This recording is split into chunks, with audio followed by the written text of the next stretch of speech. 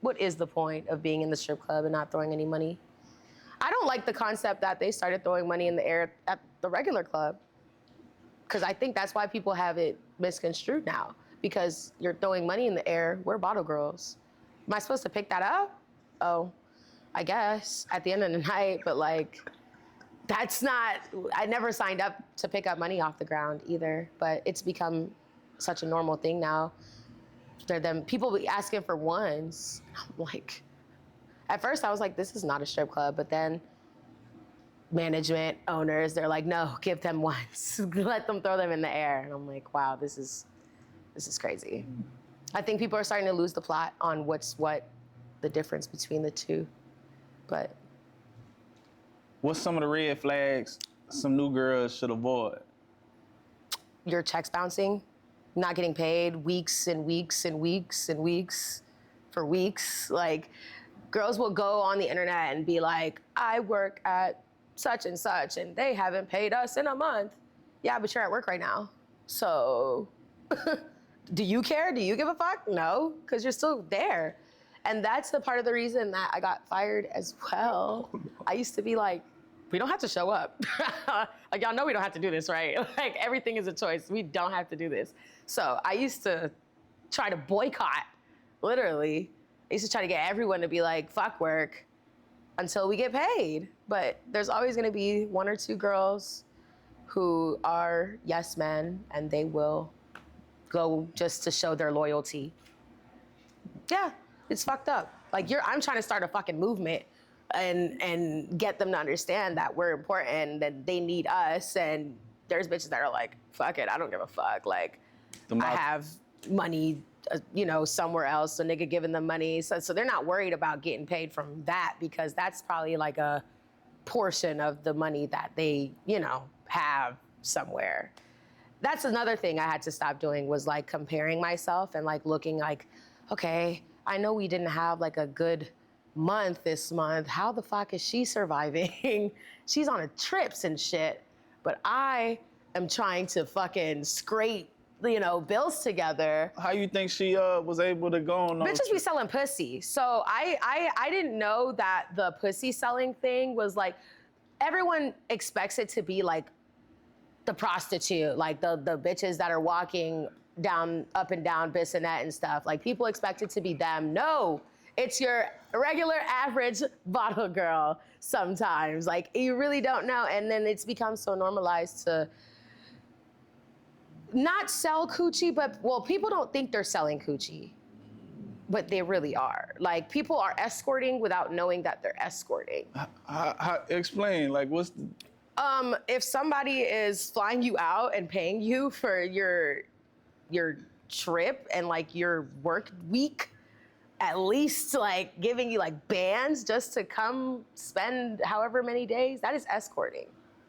That's what escorts do. And like, I didn't realize that a lot of people I knew were escorting without calling it that, though. It's not, it's not what escort. They call it? They don't call it anything. They're just like, oh yeah, I'm gone. You don't know who they're with. You don't know what they're doing. They're just gone. You just see them post it on Instagram. You don't really know, what's going on for real. Them doing it, their business like that, does it make it hard for girls like you? No, not really. I think every girl has the opportunity to come across someone like that, especially if they're bottle girls, if they work in that industry. You have so many opportunities to come across those type of people who are willing to do that. There's girls that have gotten taken out of the club by people who want to be with them. And I think everybody has the opportunity to meet someone like that. It's definitely up to your moral compass, though, and what you're willing to do. Because you don't have to, just because a nigga say, come fly out here, you don't have to fly out there. But if he's paying you however many bands, what are you gonna do? Are you gonna stay here in Houston and be poor and cry? Or are you gonna go poppy? Yeah. And I mean, most women know that when men are asking to fly them out, that you have to come up off something. If you don't, that's great. Like, it happens where you don't have to come up off anything. But It's expected. It's expected. Unfortunately, it's expected. So how do a bottle girl get on the sections? Do they pick their own sections? oh man, so it's really who you know. I've had people I've had people who I grew up with, went to middle school, high school with, book with somebody else, book with another girl. How do you know her? How do you know her? She's not even from here. How do you know her? And they will book with somebody else. It's the whoever they get to first, whoever they hit up first. Like there's a guy I know, he used to book with one of my friends, and he'd book with me, and then he'd book with someone else. Like it was so annoying. But then you have your people who book with you like all the time, that come the same time every year, who go through you. So after it took me like 2-3 years to build like a list of people that book with me, like only book with me. And it got to the point where like this year where it just got, everybody's already been there. So nobody wants to do it every year for their birthday. After a while, it gets old. So yeah, you have the people that want to book, but after a while, they don't want to come there anymore. Unless it's like a place they gonna stop in Houston on their Houston trip. So these bottle girl gangs. Like, Gangs? There's gangs? I didn't know. Wait. There's bottle girl gangs? yeah, it'd be like. You talking about the promo groups? Is that what you're calling gangs? The promo groups? What about them? So how do you decide to be a part of this gang or that gang? Oh, you kind of have to know someone who's already in the gang, and you have to like cut all ties with the other one though. So if I decide to go work at Dome with Selective Group, I can't be at camp with A-Life. You have to cut all ties with A-Life in order to work with Selective Group. Girls do that all the time. Some come back, some stay. It just depends. It depends on who you want to deal with. Is it some form of initiation, some relationships that you have to have with these gang leaders? Yes, I know for a fact that in order to work at some of these places, you have to book that week, or you're not working. Like you can't get on the floor until you book a section there. And some girls don't know nobody. It's actually funny. I don't know what girls like when they come from out of town. I wonder how that feels for them as far as booking goes, because I grew up here, so I know, enough people to book. But like, it'd be girls literally leaving their state, never been nowhere, coming here, and that's the first thing they do, become a bottle girl. And then they realize, oh shit, I don't know anybody here, so they have to book a section in order to work, which sucks, because you don't know when that's gonna happen for you. But it's definitely harder to move from one group to another, because those girls already have their people that book with them. The other girls already have their people that book with them. Like, you're basically walking in, like, you're starting new everywhere you go, basically. Unless you're just a shit. I know some girls that they can, move around and it's not a problem for them at all. So. Who's the best gang? I mean, I can't really speak on everyone because I haven't worked for everyone. I haven't worked for anyone besides A-Life. So I really wouldn't know, honestly.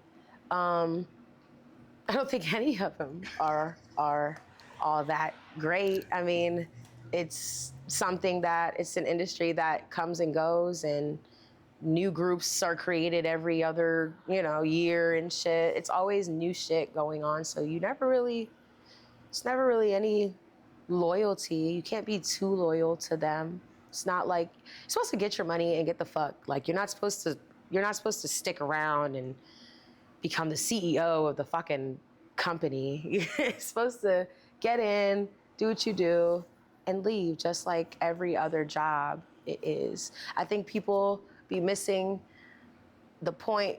It's not a lifestyle. It is just a job that you do, and then you're supposed to leave. Supposed to leave eventually. Not supposed to be an old hag still, unless you're like, unless that's what you're interested in. Like if you're really interested in hospitality and you want to do all that, like, yeah, move up, be a manager, be a, do something. But other than that, no. I've seen successful ones and I've seen unsuccessful ones. I've seen girls come into the bottle girl life having a boyfriend and then not having a boyfriend in a couple months or so.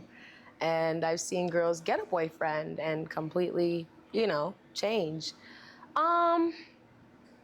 You have to have a strong man behind you if you are going to do that.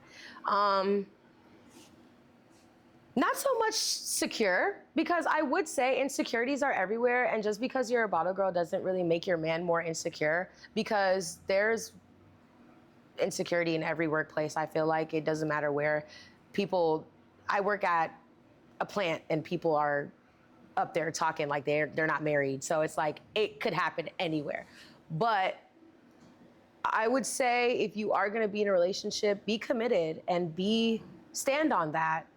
If your table asks you what you're doing after this, come to the after hours with me. No, I'm going home. Or it's really about boundaries and what you set for yourself, because yes, you can act single just to get that, little tip and whatnot. But after work is done, it's supposed to just be done. You can be friendly for however long work is, that little 4-hour gap. But after that, you have to wrap it up. You can't have any type of relations with any of these people outside of here.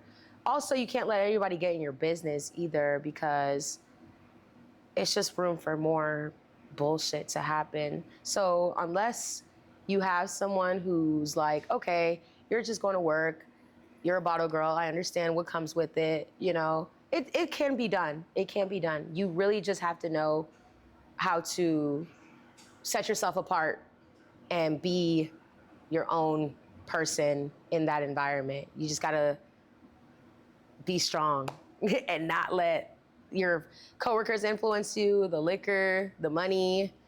It's just a lot of temptation around you. So you just have to be locked in. If you're in a relationship and you're serious about, because right now I have a friend, she was working with me for 4 years. She's engaged. 2 of them.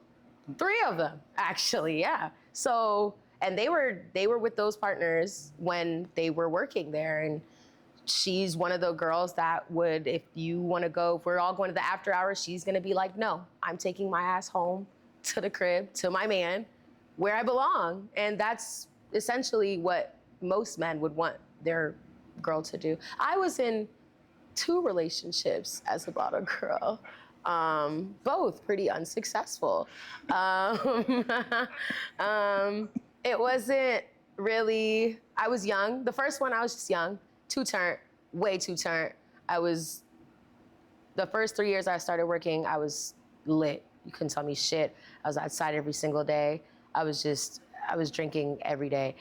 But then I got older, and then the last relationship I was in, it was the afters, it was just they're all going out, I still want to go out too, and still staying out. Even though I'm communicating about it, it was still you're still out till 5.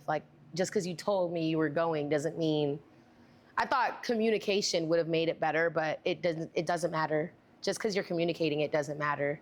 It's when are you going to be an adult and be like, no, I'm going to stay home? So that was a downfall for me, but it is possible. I've seen it work. I've seen it happen. I've seen it successful. Girls get flowers sent to that shit all the time. It works. It can work.